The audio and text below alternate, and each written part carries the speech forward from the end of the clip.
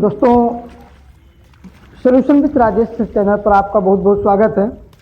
आज के इस वीडियो में जो भी भैया बहन इंटरमीडिएट में यूपी बोर्ड से पढ़ाई कर रहे हैं, उनकी जो हिंदी काव्य की पुस्तक है, उसमें से जो सुमित्रानंदन पंत जो कि प्रकृति के सुकुमार कवि हैं, उनके द्वारा बड़ा ही सुंदर वर्णन किया गया है।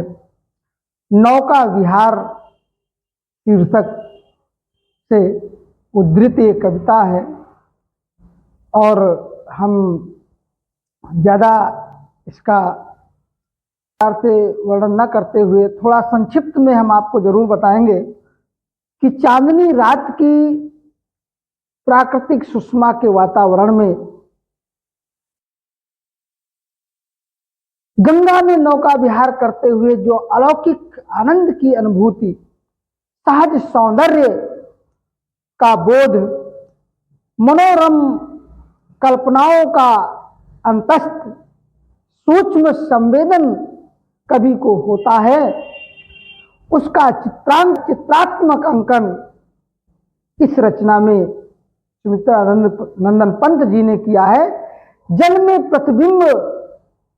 प्रतिबिंबित चंद्र, तारा, आकाश आदि की छवि का अंकन और गंगा के अपूर्व सौंदर्य का चित्रण करते हुए कविवर पंत जी जीवन धारा के उद्गम और सतत प्रवाह का वर्णन कर जीवन के चरम सत्य का उद्घाटन किया है। और आइए थोड़ा सा पढ़ते हैं, रसास्वादन करते हैं और उसके बाद में फिर शब्द अर्थ प्रसंग संदर्भ प्रसंग और व्याख्या बताते हैं कि शांत स्निग्ध ज्योत्स्ना उज्जल, शांत स्निग्ध ज्योत्स्ना उज्जल, आपलक अनंत नीरो भूतल, आपलक अनंत नीरो भूतल, सैकत सैया पर दुग्ध धवल, तनवंगी गंगा ग्रीष्म विरल, सैकत सैया पर दुग्ध धवल, तनवंगी गंगा ग्रीष्म विरल, लेटी है शांत क्लांत निश्चल, लेटी है क्रांत, लेटी है शांत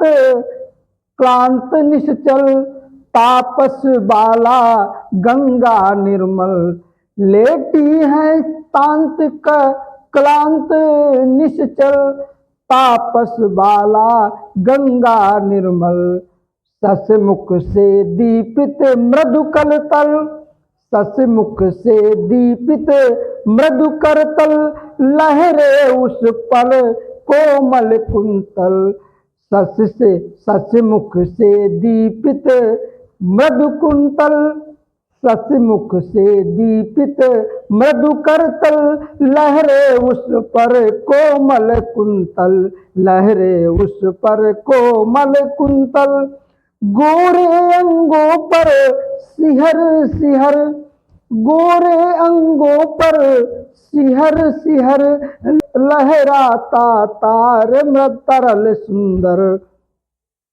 चंचल अंचल सा नीलांबर, चंचल अंचल सा नीलांबर, साड़ी की सिकुड़न सी जिस पर सस की रेशमी विभा से भर, सस की रेशमी विभा से भर, सिमटी है वर्तुल मृदुल लहर, सस की रेशमी विभा से भर, सिमटी है वर्तुल मृदुल लहर, शांत स्निग्ध ज्योतिष्ना उज्ज्वल, शांत स्निग्ध ज्योतिषना उज्जल आप पलक अनंत नीरव भूतल, आप पलक अनंत नीरव भूतल। सैकत सैया पर, सैकत सैया पर दुग्ध धवल, तनवंगी गंगा ग्रीष्म विरल। सैकत सैया पर दुग्ध धवल, तनवंगी गंगा ग्रीष्म विरल। लेटी है शांत क्लांत निश्चल, लेटी है शांत क्लांत निश्चल।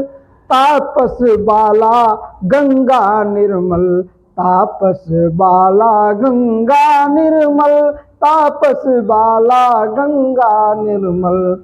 सचमुख से दीपित मृदु करतल, सचमुख से दीपित मृदु करतल। लहरे उस पर कोमल कुंतल, लहरे उस पर कोमल कुंतल।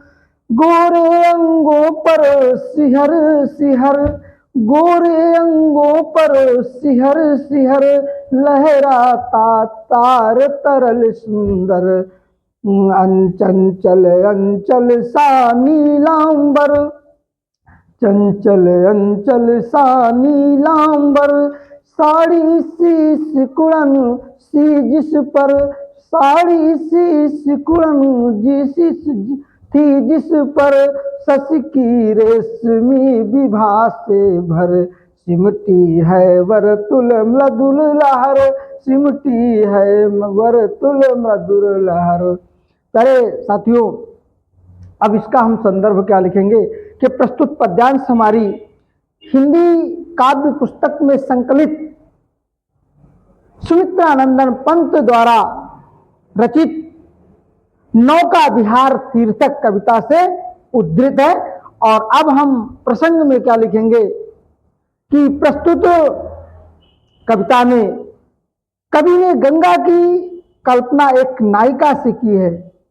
और अब जो है हम व्याख्या करते हैं, इसकी व्याख्या में क्या लिखेंगे कि कविवर पंत जी वर्णन करते हैं कि चारों ओर शांत तरल एवं उज्जवल चांदनी छिटकी हुई है। चारों ओर शांत तरल एवं उज्जवल चांदनी छिटकी हुई है। आकाश टकटकी बांधे पृथ्वी को देख रहा है। पृथ्वी अत्यधिक शांत एवं शब्द रहित है। ऐसे मनोहर एवं शांत वातावरण में क्षीण धार वाली गंगा, शांत एवं मनोहर वातावरण में क्षीण धार वाली गंगा बालू के बीच मंद मंद बहती हुई ऐसी प्रतीत होती है, ऐसी प्रतीत हो रही है मानो कोई छरहरे दुबले पतले शरीर वाली सुंदर युवती दूध जैसी सफेद सैया पर गर्मी से व्याकुल होकर थकी मुरझाई हुई एवं शांत लेटी हुई हो। गंगा के जल में चंद्रमा का बिंब झलक रहा है, चंद्रमा का बिंब झलक रहा है। और जो गंगा रूपी कोई तपस्वी अपने चंद्रमुख को अपने ही कोमल हाथों पर रख कर लेटी हुई है। ऐसा प्रतीत होता है कि कोई गंगा रूपी तपस्विनी अपने चंद्र के समान मुख को अपने ही कोमल हाथों पर रख कर लेटी हुई हो और छोटी छोटी लहरें उसके वक्ष स्थल पर ऐसी प्रतीत होती हैं मानो वे लहराते हुए कोमल केस हों, बाल हों, लहराते हुए कोमल केस हों। कवि ने लिखा कि लहरें उस पर कोमल कुंतल, कुंतल केस बाल, गोरे अंगों पर सिहर सिहर। कवि वर्णन करता है कि तारे भरे आकाश की चंचल परछाई गंगा के जल में जब पड़ती है तो वह ऐसी प्रतीत होती है मानो गंगा रूपी तपस्विनी बाला के गोरे गोरे अंगों के स्पर्श से बार बार कांपता तारों से जड़ा हुआ उसका नीला आंचल लहरा रहा हो। वाह, कवि की क्या कल्पना है। आकाश रूपी नीले आंचल पर चंद्रमा की कोमल चांदनी में प्रकाशित छोटी छोटी कोमल टेढ़ी बलखाती हुई लहरें ऐसी प्रतीत होती हैं मानो लेटने के कारण, जैसे कोई स्त्री हो, कोई महिला हो और वो साड़ी पहन करके रात्रि में विश्राम कर लेती है, लेट जाती है, तो उसके बाद में उसकी साड़ी में क्या होती है, सिकुड़न हो जाती है। कवि ने लिखा कि सिमटी है वर्तुल मृदुल लहर, मतलब जो है कवि कहता है कि मानो लेटने के कारण उसकी रेशमी साड़ी में सलवटें पड़ गई हो, सिकुड़न हो गई हो। अब प्यारे दोस्तों, यहाँ पर हम काव्य सौंदर्य में क्या लिखेंगे, भाषा में लिखेंगे शुद्ध संस्कृत निष्ठ खड़ी बोली, ये भाषा हो गई। और उसके बाद में अलंकार, देखिए अलंकारों की बात करें तो उसमें कई अलंकारों का प्रयोग किया गया है। मानवीकरण है, सांग रूपक है, उपमा है, अनुप्रास है, पुनरुक्ति अलंकार है और रस इसमें श्रृंगार है, गुण माधुर्य गुण है और छंद स्वच्छंद है और शब्द शक्ति जो अभिधा व्यंजना है। और प्यारे दोस्तों, इस प्रकार से ये सुमित्रा नंदन पंत जी के द्वारा जो लिखा गया नौका विहार कविता, जिसका मैंने आज इस वीडियो में वर्णन किया, और आपसे उम्मीद है, आशा नहीं बल्कि पूर्ण विश्वास है कि आप चैनल को सब्सक्राइब जरूर करेंगे, लाइक करेंगे और वीडियो को शेयर जरूर करेंगे और वीडियो का नोटिफिकेशन आपको सबसे पहले प्राप्त हो उसके लिए बेल आइकन को जरूर प्रेस करना ना भूलें। और मिलते हैं अगले वीडियो में, तब तक के लिए नमस्कार।